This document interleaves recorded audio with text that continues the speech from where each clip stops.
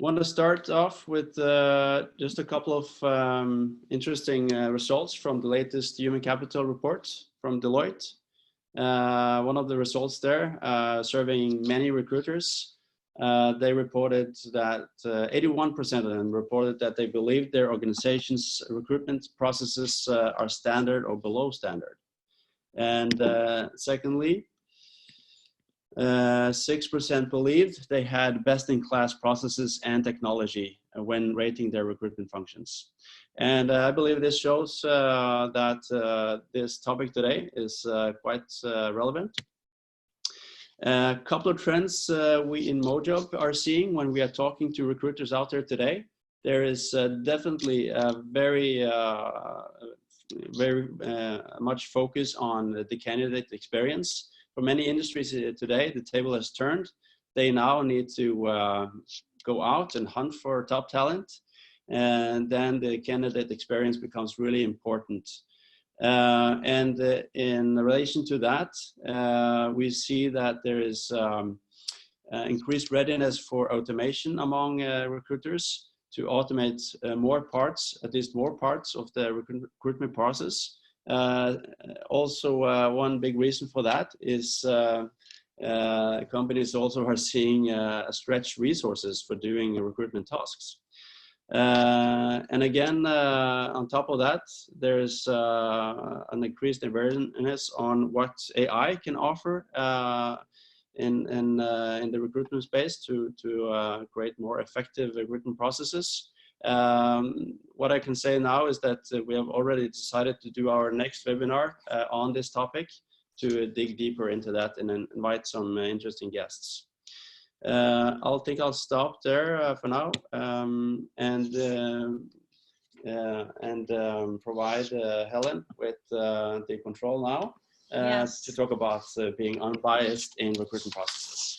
Hello, everyone. Yes, I will start by saying it is not possible to be unbiased in a recruitment process because we humans are biased. And I'm going to take you through now a definition of bias, and we're going to look at different kinds of biases and become more aware. And then we're going to talk about how to avoid making mistakes due to unconscious bias.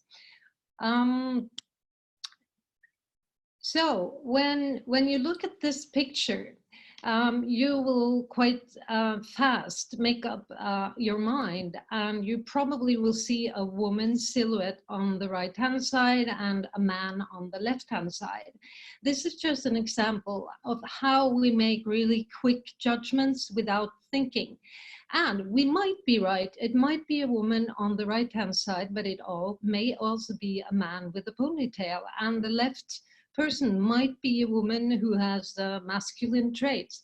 This is an example of unconscious bias, that we make extremely quick judgments of people and situations without realizing, and this is the result of background and what one is exposed to. Now, unconscious bias is both positive and negative because it helps us to get through our lives without overthinking and analyzing situations. If we weren't biased, we would have to really think hard about all decisions we make. But then, as in recruitment, for instance, we cannot automatically trust our minds, because we will then have to be very aware about unconscious bias. And I will take you through some typical types of unconscious biases and mental shortcuts that will impact us when we make recruitments. Now, looking at this male and female again, we have one typical bias, which is gender bias. We're all part of this. I am also gender biased. I also have a predisposition of thinking of money and men and women and homes and families. And this is because this is what we have received as information. So it's kind of in our minds unconsciously. The halo effect is another unconscious bias, which means that if I really like you when you come to an interview and you seem to be a person who is likable, and even better if you look like me or if we have gone to the same school, I will attribute you with a lot of different and other positive traits. I might even think you will be good as a leader, even though I have no other data than my own feelings. Also, in recruitment, you will have the availability bias. And I've heard so many really experienced recruiters say that, well, there are no female candidates for a job, for instance.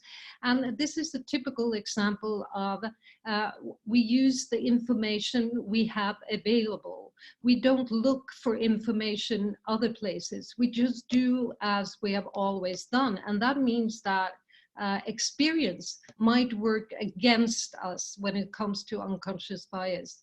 We also have a conformity bias. We are social beings, and we will typically look at what other people are doing and try to conform to that. So, these are all things that will work against taking unbiased decisions.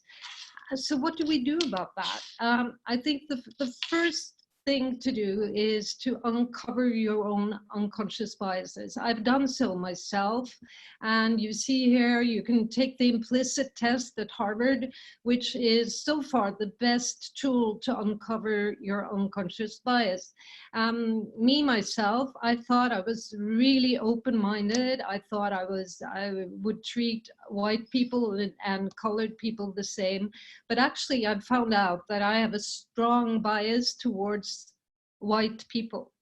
Now, this might feel shameful, but it's I have to take that into consideration, because unconsciously this will work against diversity. And in Otiga Group, we have a goal about diversity, and we also have a goal about being open about our unconscious bias. So being open is important, and accepting this. Everyone is biased, and it's important to accept it, and then to take action in situations where we are supposed to make unbiased decisions. So what we do then is to mobilize the organization. We talk a lot about in what situation might bias lead to decisions that are not optimal, and that is what this is all about: reducing the risk of making the wrong decisions. And when we've done that, we also work with so what can I do to minimize the probability of making mistakes due to my own bias, and what can we do? And I have one advice, and that is just accept that you're unconsciously biased and get structures and systems to help you overcome it. Because if we don't do it, we will always rationalize our decisions. We will not say that, oh, I'm biased, so I chose this person. We will always rationalize. So that is why we have to have some tools to help us. Okay, thank you. All right. Thanks a lot, Helen. Jumping over to my part on automated screening and communication. When trying to facilitate that, we have some tips from Mojob, and it's important to have a mobile platform in place for both the recruiters and the candidates to work on when you are trying to automate your processes. Many providers today, they say they have a mobile platform, but oftentimes it's not that user-friendly. So making sure that you have a user-friendly mobile platform is extremely important. And together with that, also a chat integration where you can swiftly provide feedback and also automated feedback on various parts of your process. And now video is becoming more and more popular. That's a great thing. But make sure that you have a video screening integration as part of your process, so it kind of follows a flow in your recruitment process. Then also calendar integration can also save you for a lot of time. I'll show you an example of that. So when setting up a process, it could look something like this. Here in Mojob, when you're putting out an ad, for example, you can also set up your recruitment process. For example, when receiving applications, you can let the candidates receive automatic messaging on their phone, SMS, on their email, saying that they are now we have now received your application, and you can also perhaps tell a little bit about the next steps in the process. Here you can also add a couple of screening questions. For screening questions initially, we definitely recommend more practical types of questions with more in the direction of yes or no answers. For example, if you have a certain experience like this, you can add that one, and also you could put in filter automatically. For those who do not match this criteria and press no, they can get an automatic message from you filtering them out of the recruitment process. For volume recruitments, that is really helpful. And also here an example of what you can do as a second screening, digging a little bit deeper to understand more whether or not you should bring someone in for an interview. On our platform, at least, you are enabled with the option to activate what we call one-way video. And you can ask a couple of questions that the candidates would then have to answer, typically using their camera on their phone. Provides lots of clues in addition to the standard profile you would have, and also the screening questions. You could also put in a reminder that would automatically be sent to them if they forget to answer. And then for the interview status phase, there you can put in coupling, or you can integrate the calendar so that you can set up some time slots you can offer to the candidates for them to just pick. And when they pick time slots, the time will automatically pop up in their calendar. So I think I'll stop there. Just a couple of examples of how we can automate your process a bit more and save a lot of time. I can lastly just show how it will function on your mobile phone. Let's see here. Just to provide an example of that, when then the candidates come in, there is kind of like a Trello board for them for the various statuses. And you can see here, for example, the qualified candidates. And then we can look into a profile and check, for example, their video screening here like this. And also there's some swiping options to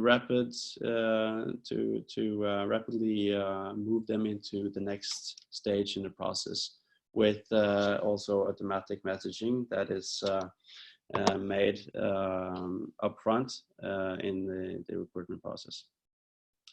Okay, so I think I'll stop there and move on to the reference check part and Christian Blomberg.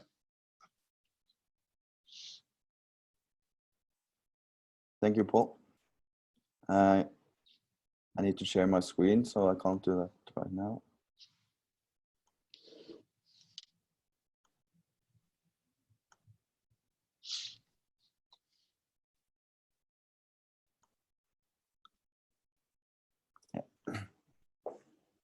Jeg må dele skjermen min. Får ikke delt skjermen min nå. Okay, check. I'll help you. Let's see here. So I made you a host now.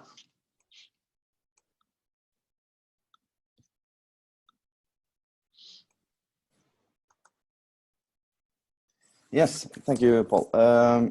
I'm going to talk about online referencing and how we can use technology to remove bias from the reference check process. So traditionally, there have been two categories of people you come across when you ask if reference checks are conducted in an organization. One of those, the groups, they do not believe in the process or therefore no longer do it. Or you have the other group, those who do it, but it becomes like a tick box exercise and they're not really seeing any value from it. And finally, you have those who love reference checks. And this third category, there are those who have discovered online reference checks and have realized the value of the process when it's done well, doesn't waste valuable time, and offers deep and meaningful information about a candidate. And the important thing is that reference checks are only ever as good as the questions asked and the process followed to conduct them.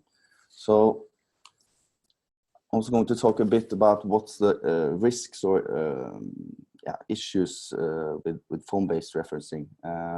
And the first thing is it's inconsistent. So it will be different people conducting the process each time, and you can never be sure that it's been done in the same way. It's conversional.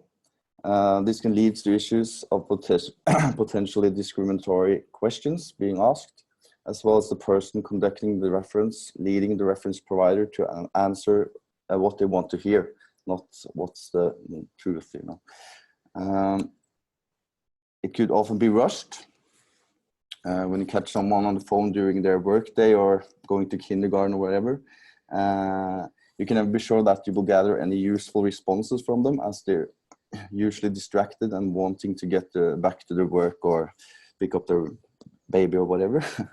So next one is it's not secure in the same way as we can do it via a platform.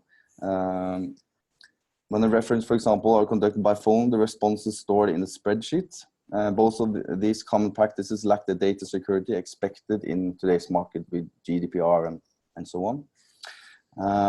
It's usually time consuming, chasing references for feedback and then having to write up the notes following the call can drag on the reference for as long as 2-3 weeks, perhaps, in some cases. And it's also inaccurate.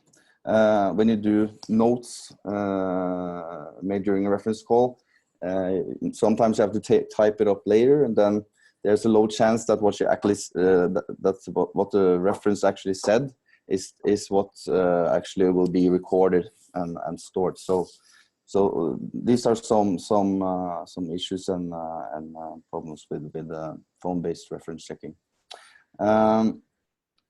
Using like online reference checking offers assurance and efficiency. For example, a reference can be requested in less than 1 minute.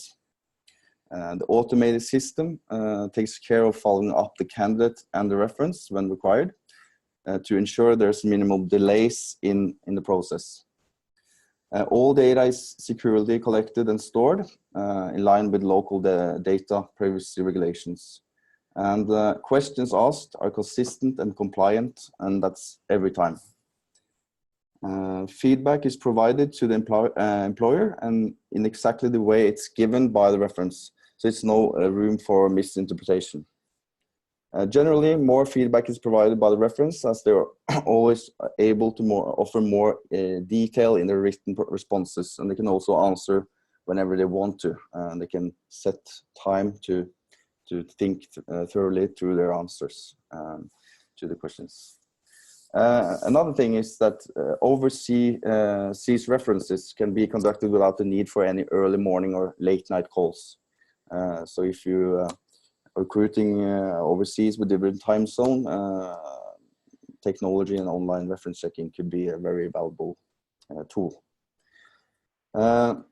And of course, we understand that people can be unsure about using new technology. And of course, there are also examples of tools out there that actually just make life a little harder for a user. So, but with good online solutions should be simple to understand and use and take really time to implement.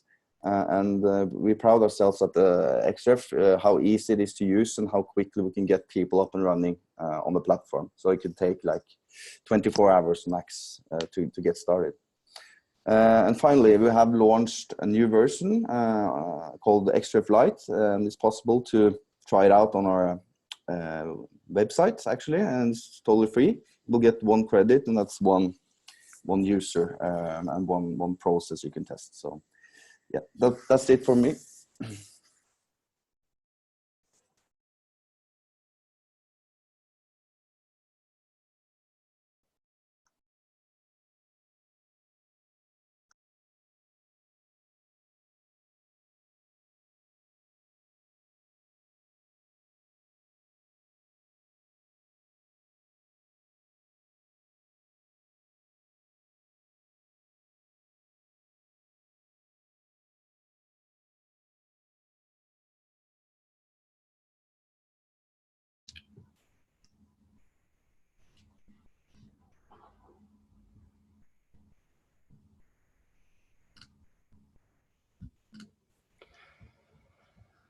Are you able to give me the sharing poll?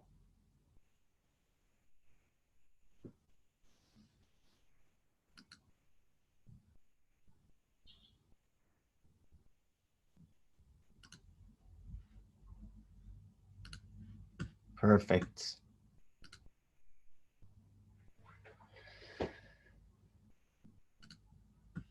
All right, can everybody see my screen? And it says Scrive, Mojob. Can I get a confirmation poll? I can see your screen, yeah.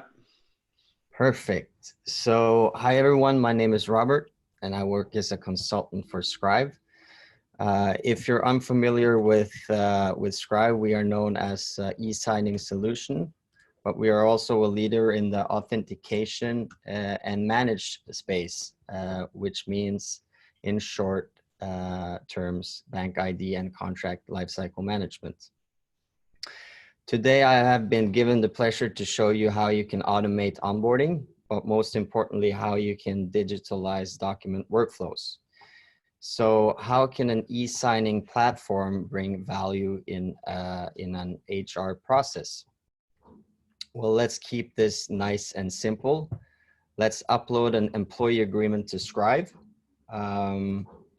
This is our solution, but today I've branded it Mojob. And to save some time, I have created a demo template. Okay, perfect. Now, I'm well aware that this is not a typical employee agreement. This is just to give you an idea of what magic you can create within your documents, and that this enables you to upload any type of document you might have. The end goal is obviously to get your future employees to sign, but most importantly, that you create a great experience to both the signing parties. This is a small but really important part of the buzzword journey, digital transformation. You just simply print a document to a cloud-based solution instead of sending it to the old printer that hardly never works.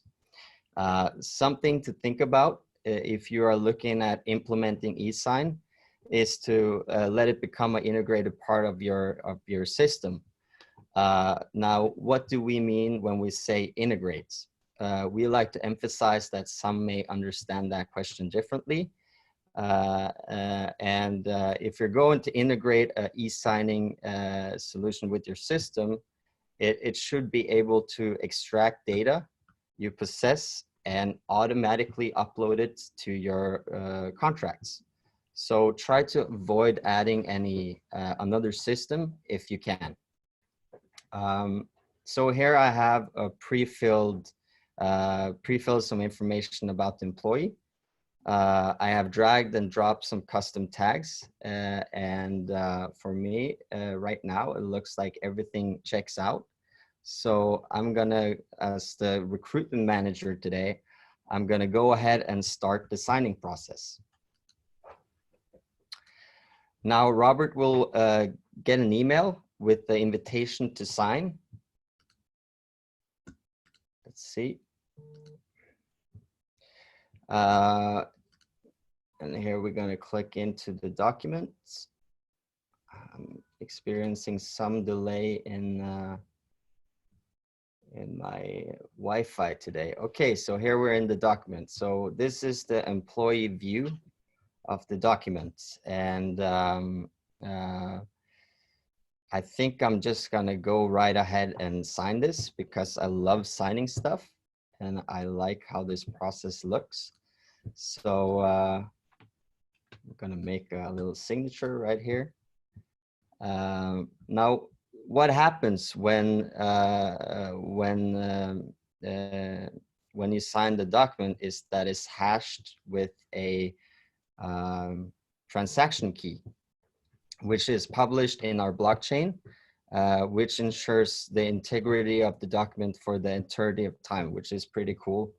I will go back and show you that we have a revision here, so you can see in every step that your document is signed. I'm gonna go back in my email.